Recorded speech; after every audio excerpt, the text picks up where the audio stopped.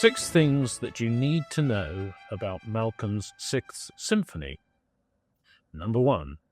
What is the background to the Sixth? When and why did he write it? When did it receive its first performance? And how was it received? Who were the performers? The Sixth Symphony dates from a comparatively untroubled period in the composer's life. The work comes from his Cornish period. The first performance took place in Sheffield in 1968. The BBC Northern Symphony Orchestra played under the composer's baton. Despite this, it was not given the publicity that the composer had hoped for. The critics were predictably dismissive. The work is perhaps the Cinderella of the cycle, but it has its admirers, myself included. How does the Sixth compare with the other symphonies in the cycle?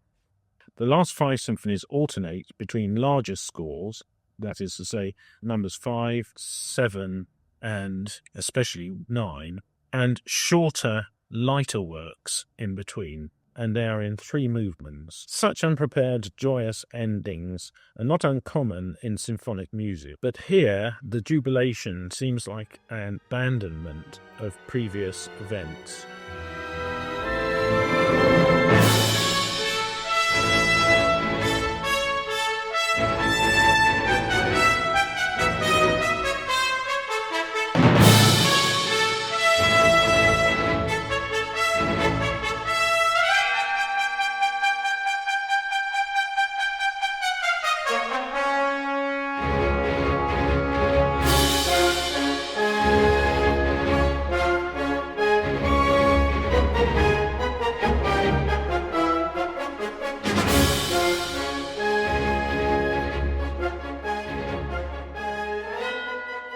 The resolution having happened in the silences between the movements.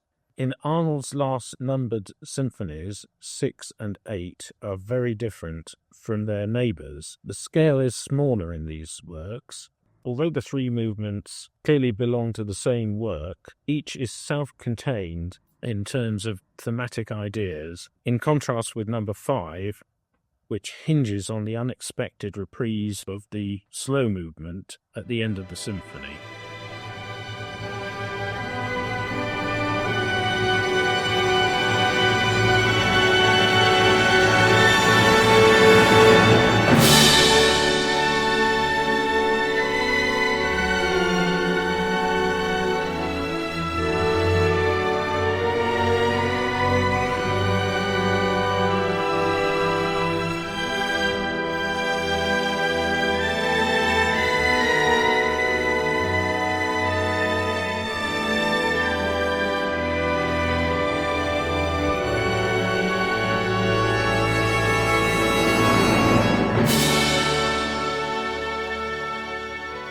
Number 3. What external influences can be found in the work? Amongst the preliminary sketches, Arnold listed certain styles and musicians that inspired him. At the start, Arnold's working title was The Bird, Free Improvisations. Other references included Berlioz's final symphony, the Grandes Symphoniques Funèbres et Triomphales, and to this, the pop music allusions of the scherzo in the middle of the funereal second movement and the influence of Charlie Parker.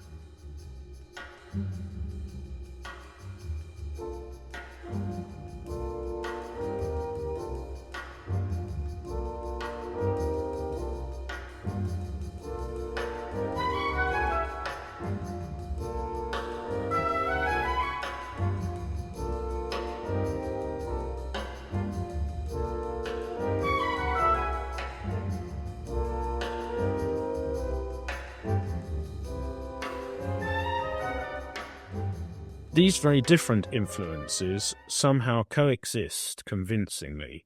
Also unexpected, yet a key element to the work, is the juxtaposition of simple tonal technique alongside serial processes. These processes are widespread in the first and second movement, but absent in the finale. Much of the writing in the first and second movements result from Group 1 playing melodic phrases limited to 6 pitches, and Group 2 filling in the remaining pitches of 6 tones.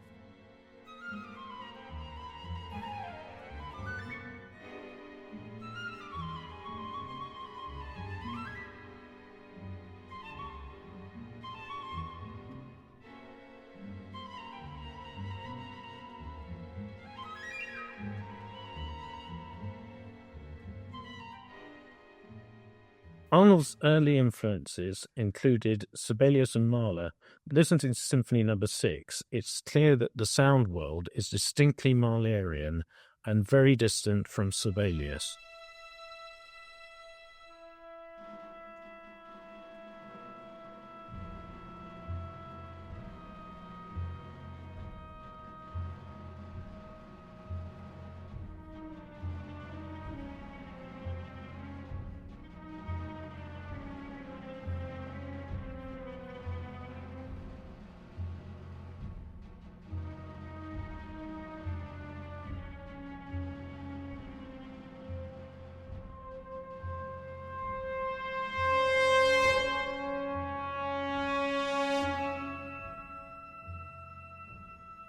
How does Malcolm Arnold achieve symphonic unity in a work that embraces tonality and serial technique?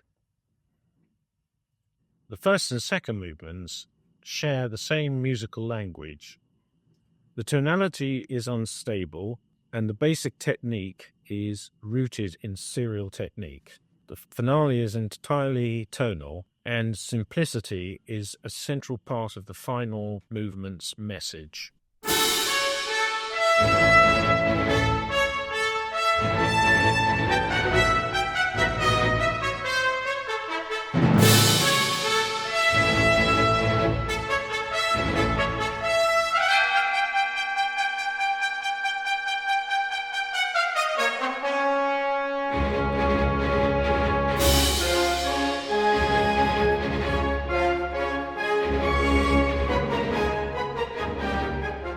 Arnold's use of serialism is highly original.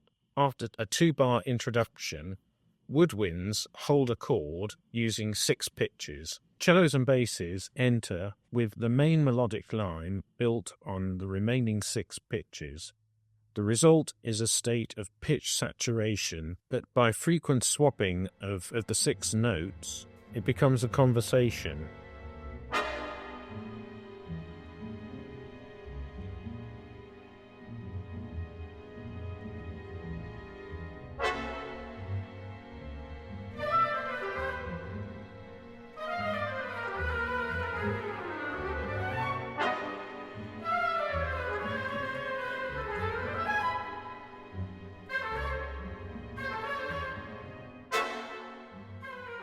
The narrative of the movement then takes flight.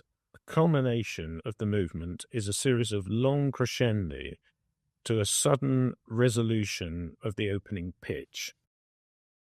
The second movement follows an ABA structure. The A section is funereal in style. The music builds up towards a fortissimo outpouring of grief. A sudden change of style and tempo ushers in a very live scherzo, the B section, harmonically simpler than before.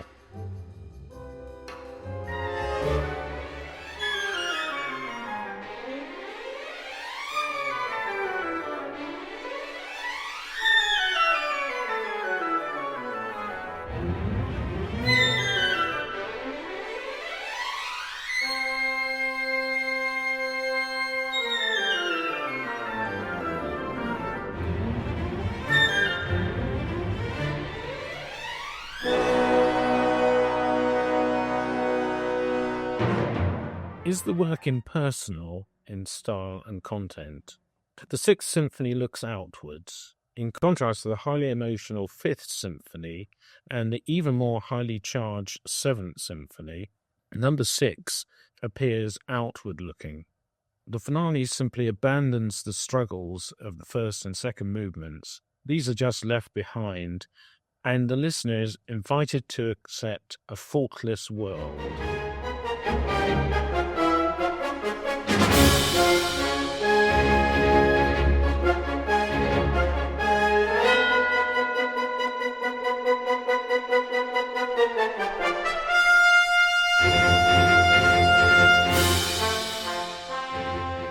Number 6, significant recordings.